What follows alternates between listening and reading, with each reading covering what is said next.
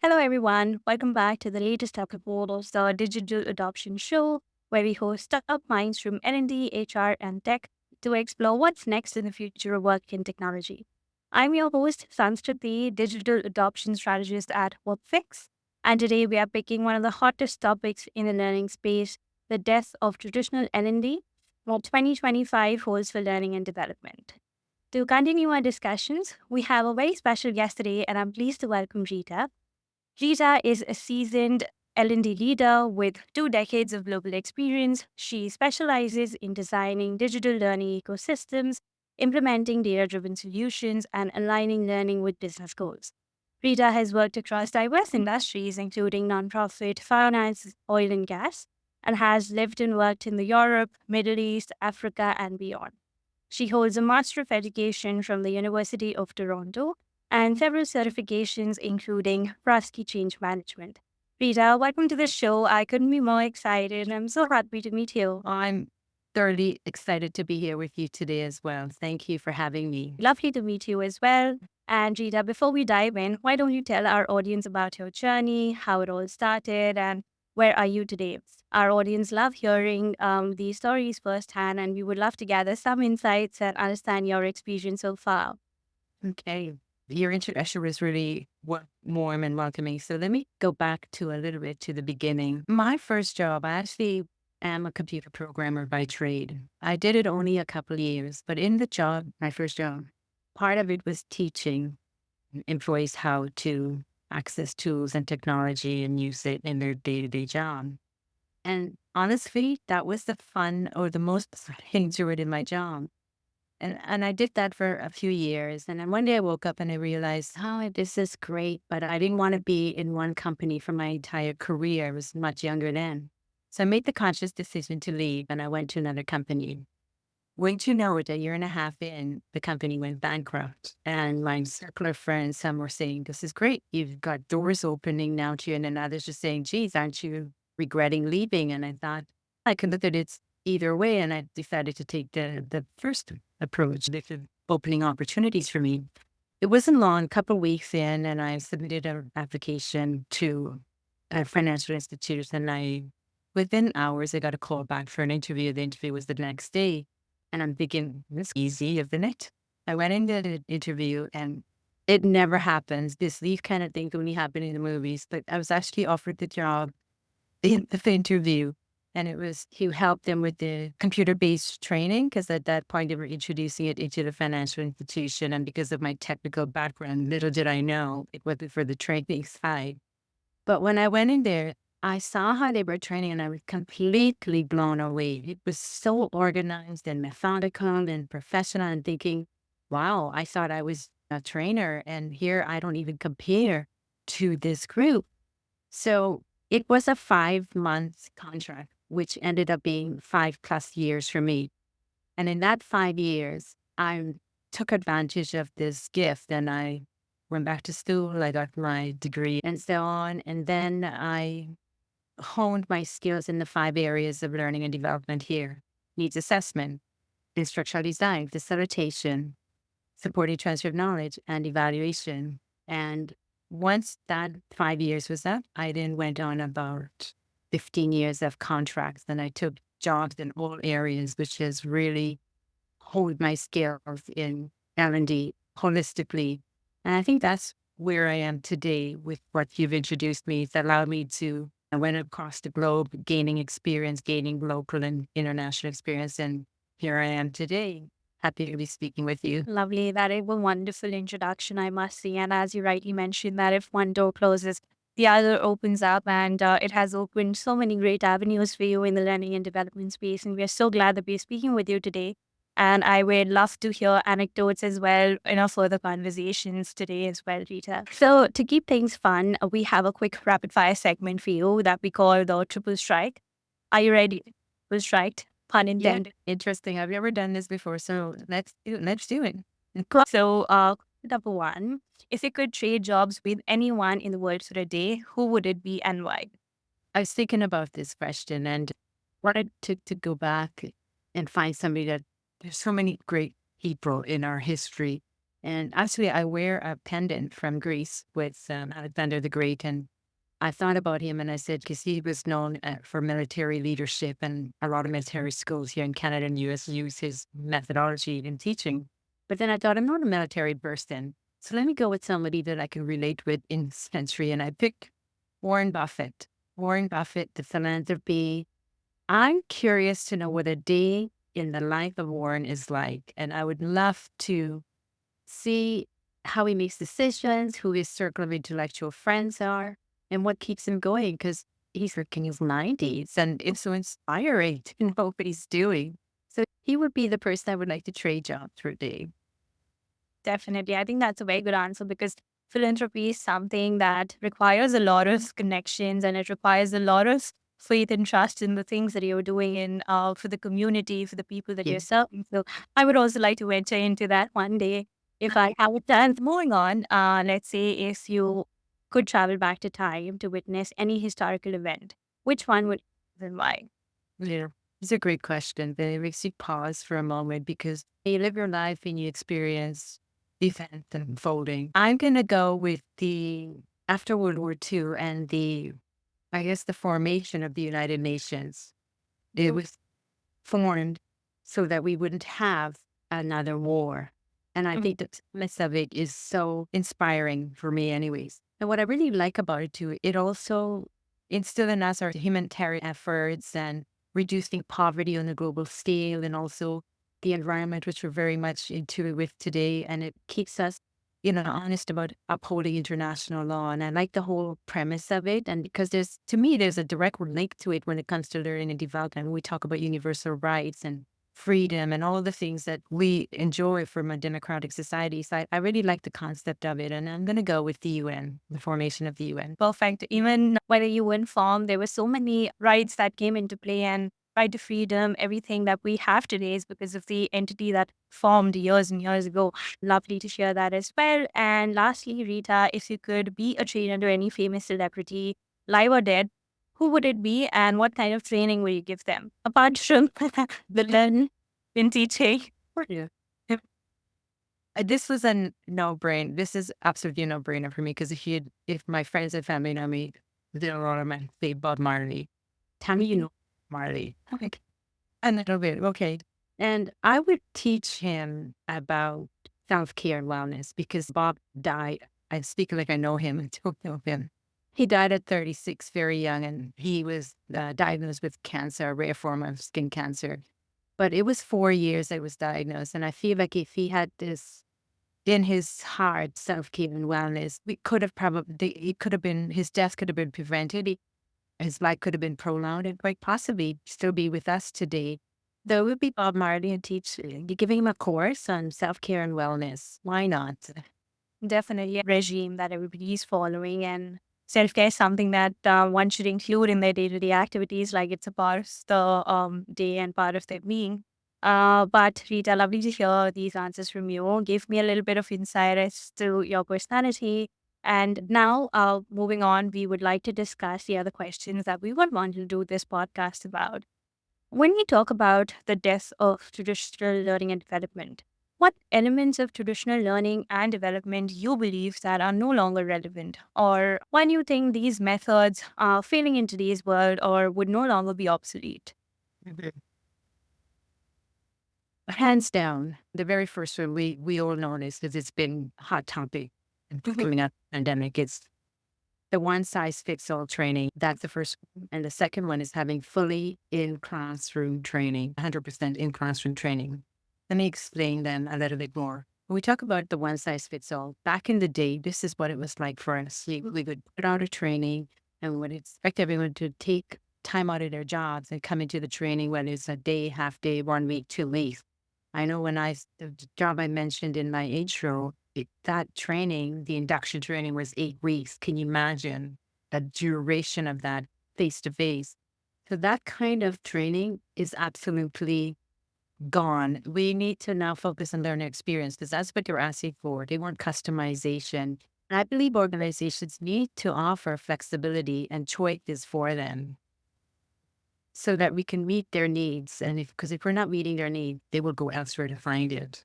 And it's like the fully in-person training, that's also being phased out. And if not, it's probably phased out with a lot of companies. This format was absolutely great when we were working, or the pace was much slower than what it is today, because you wake up and it's, oh, okay, this is no longer necessary. I need to move on to this. But when we were in a much slower pace, mostly pre-pandemic, and then employees were in the offices more or less 99% of the times. We had them there. We could access them. And the labor market wasn't so competitive. It's now with AI and things that are coming into the workplace and the fold, we're challenged to find the right skill set and the right talent to come into place. So these are the two areas I feel are phasing out or changing a bit. When it comes to fully in class or in person to person training, it's being replaced by new modalities like AI driven learning, virtual reality, which has been around for a long time, but very costly. So maybe we'll see a dip in prices now, so we can afford to have more of it. And mobile learning. Tell me a person who does not have a smartphone and who doesn't access everything on their smartphone, right down to personal things like banking, but will still maintain modalities like microlearning, gamification, and social learning. That's where I see things. Those two areas are gone. They're a thing of the past for us. Definitely, I second that. In fact, as you mentioned, that AI and virtual reality, everything is coming into play. And today, in today's world, there's nobody without a smartphone. So everything is accessible via a click. And one-on-one trainings or these personal trainings are becoming a little bit of obsolete because nobody has the time to spend that amount of time or that amount of dedication to learn a particular topic or spend 8 weeks learning that. Definitely. And in fact, that brings me to my next question because as we know that AI is the hot topic and we just discussed about, it's making a significant impact in learning and the way it will shape L&D in 2025 and the years to come. What makes it more effective than traditional and one-size-fits-all approaches? I know that we touched upon how it's pretty accessible, but other than that, what do you think how AI could impact the L&D space? This is really an interesting question, because let me start with some concerns I have, and then I'll flip to come back to the question. From my experience, and I've been working quite a long time now, and predominantly with the exception of maybe 2.5 years outside of the L&D work. But I have found from my experience, we absolutely don't have great relationships with an entire business. We have relationships with departments and functions and certain leaders and stakeholders that, but when it comes as a company as a whole, no, it doesn't exist. When you think about it, when companies are hit hard times and they have to cut back, we are the first to go. And in my career, because I've been working about 25 years, I've been downsized 5 times, which is why I don't look at a job whether it's full time or contract. But here's my AI concern, right? We are not very good at adopting it as an industry or learning and development. And I really believe we should start using it, even if it's just to be curious about it, find out what it can do or not. And likely, more than likely, a lot of organizations have a lot of tools or have what tools of AI. We just need to go out there and find out what's out there and can we use it and can we apply it in our L&D role. But the second concern, and last week we had this conversation and I want to share it with you today. We had the concern is learning and development is not just instructional design. It's not just facilitation. It's not just these. It's the whole 5 areas we talked about earlier. And if you don't understand the depth and the breadth of L&D, or if you don't know adult learning principles or design methodologies or evaluation models, I could go on because all these are part of L&D.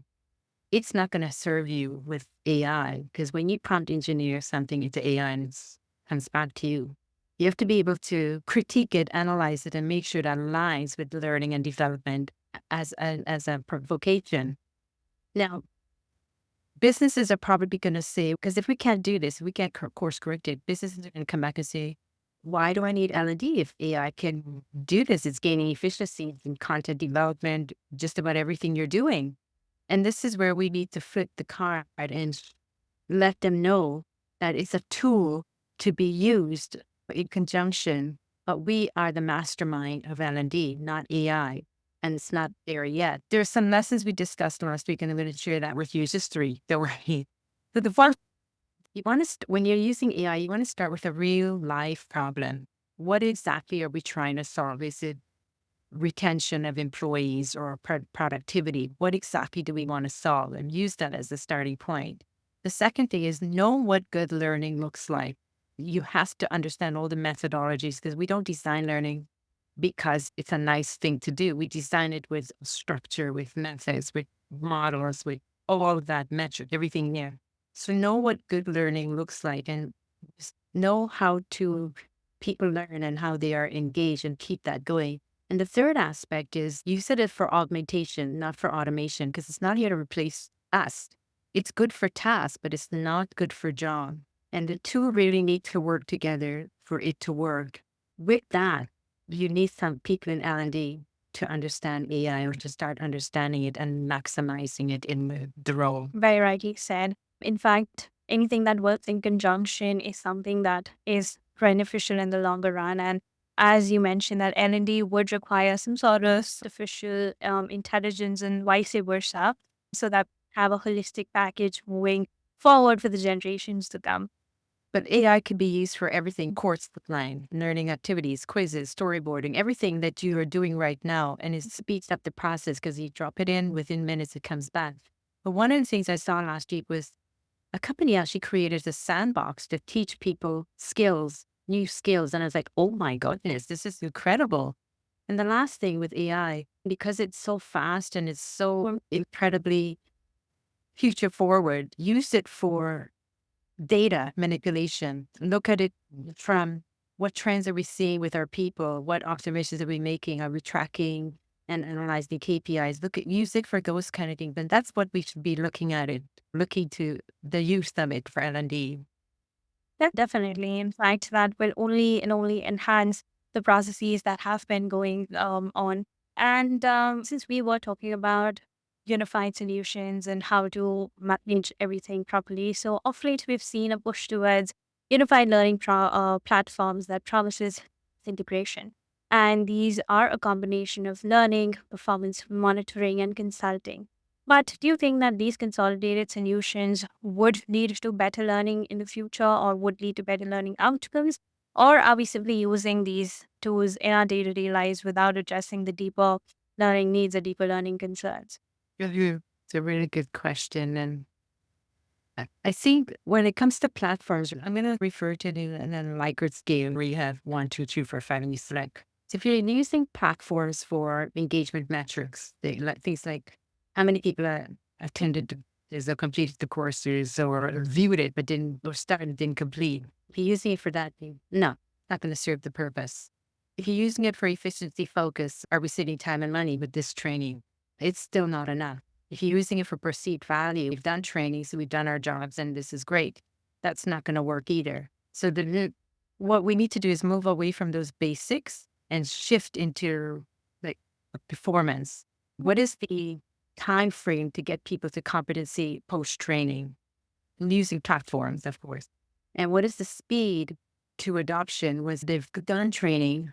What is the speed that they're actually applying those learning and new skills and attitudes and behaviors back on the job? What is the speed to adoption?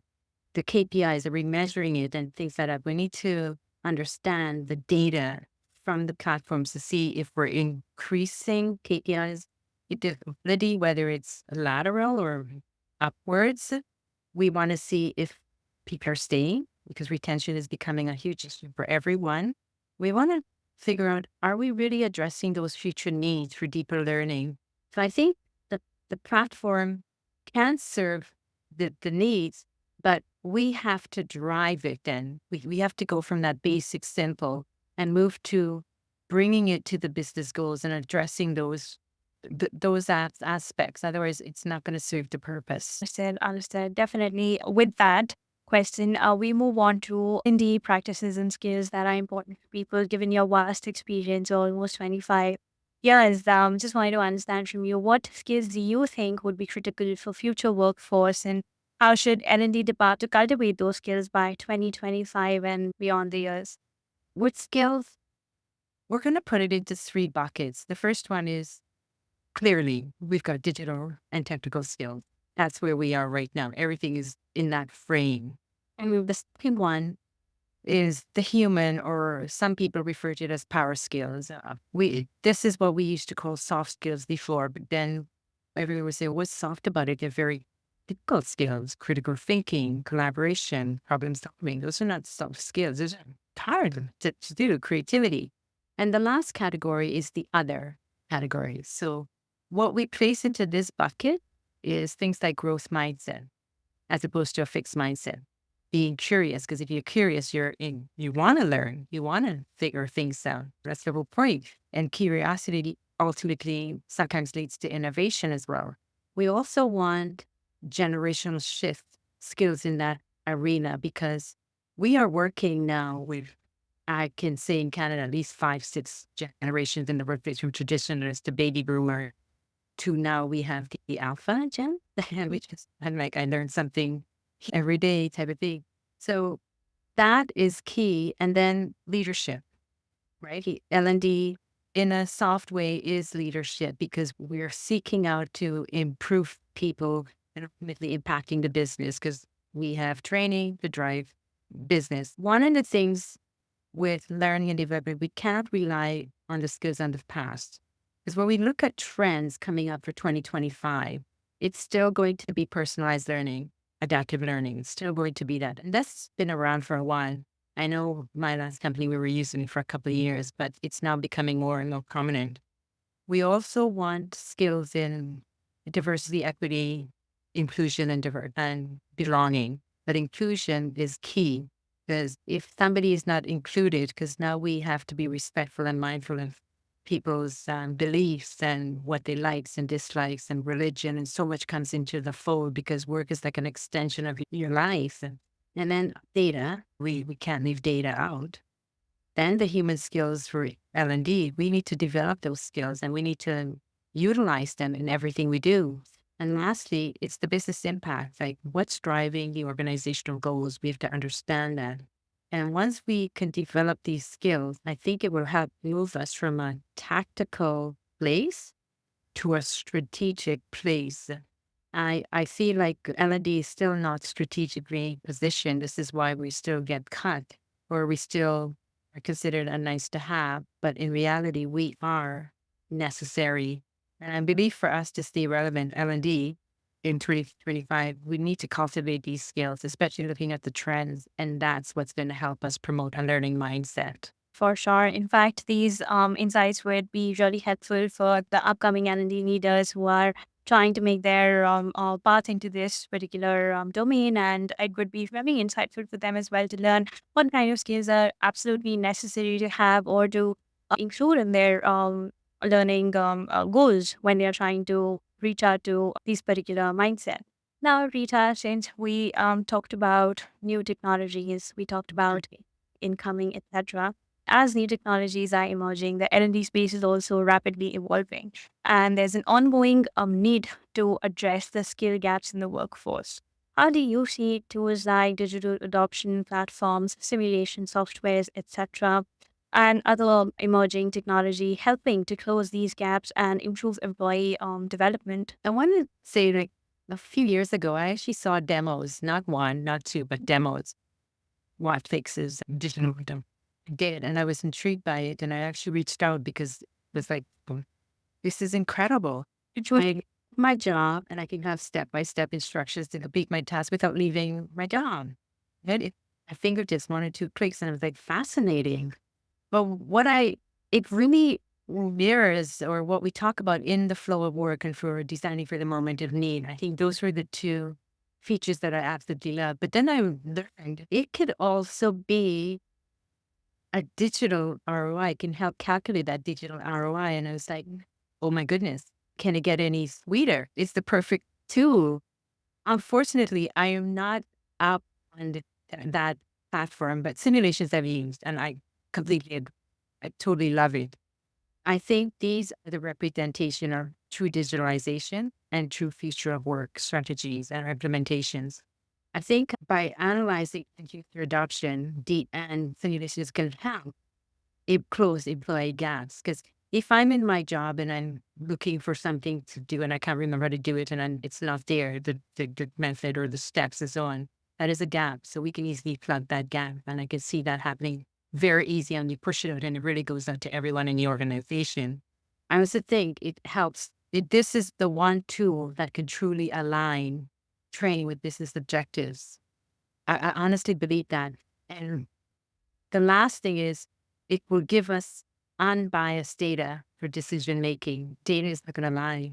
So we can remove the human element and just look at the data and say, okay, this is what we need to do, or this is what we should stop doing. Yeah. Definitely. In fact, the goal with our digital adoption platform is to replace the traditional old training methods and to help the users get onboarded quicker and faster on the applications and help them become independent on the application so that they don't have to necessarily navigate across different external sources. And with virtual platforms coming in, with simulation platforms coming in, we do have a new product called Mirror, where we replicate the original instance of the application so that the users can have hands-on experience on the simulation platform before they actually venture into the real life instance, so that it minimizes the mistakes and it minimizes the effort to learn and get on board onto the platform. Well, I would love to see that. I would Yeah. absolutely love to see it because that is the kind of tool we need. Definitely, it's a new age technology, and everybody is running towards virtual reality and simulation. You? It's sharing that. Lovely.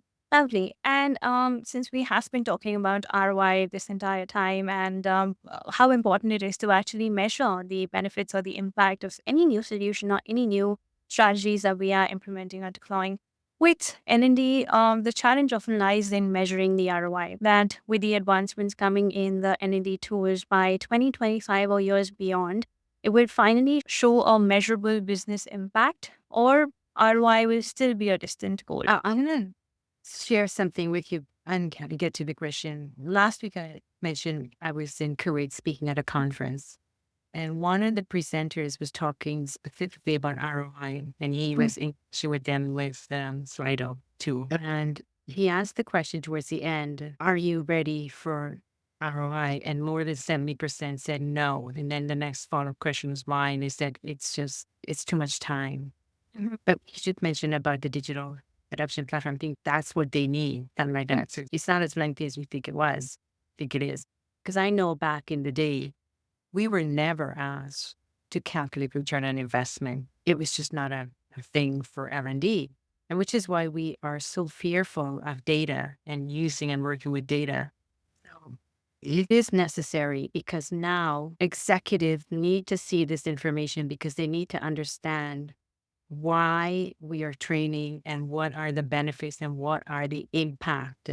So we have to get comfortable with data. We have to, and that's nice tools like the digital adoption platform, like where it automatically does it, or where it can help you like more than 70, 90% of the job. But some tips for L&D staff that's now trying to work with learning and development.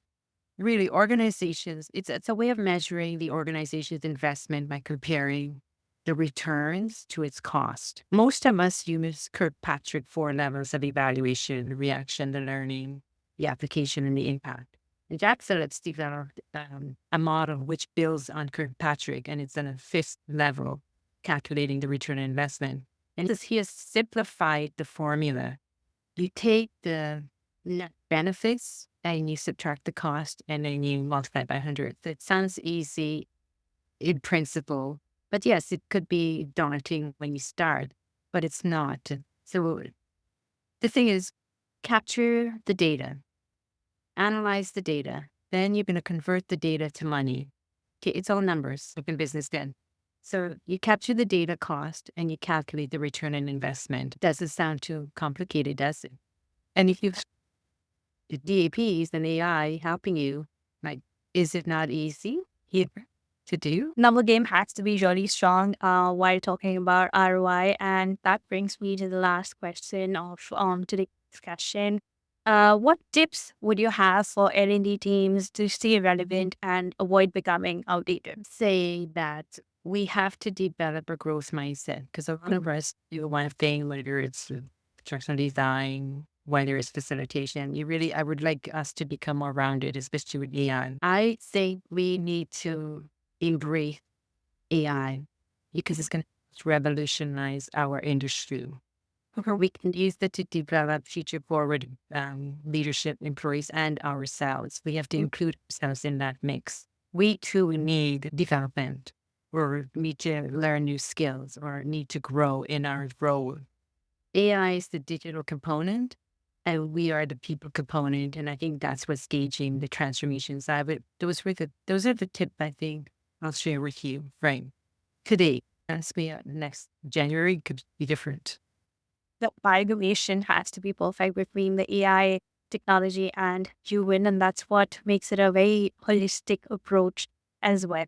Rita, this has been a fantastic discussion. Before we wrap up, do you have any parting thoughts or a final piece of advice for our listeners who are looking to plan an effective L&D strategy for 2025?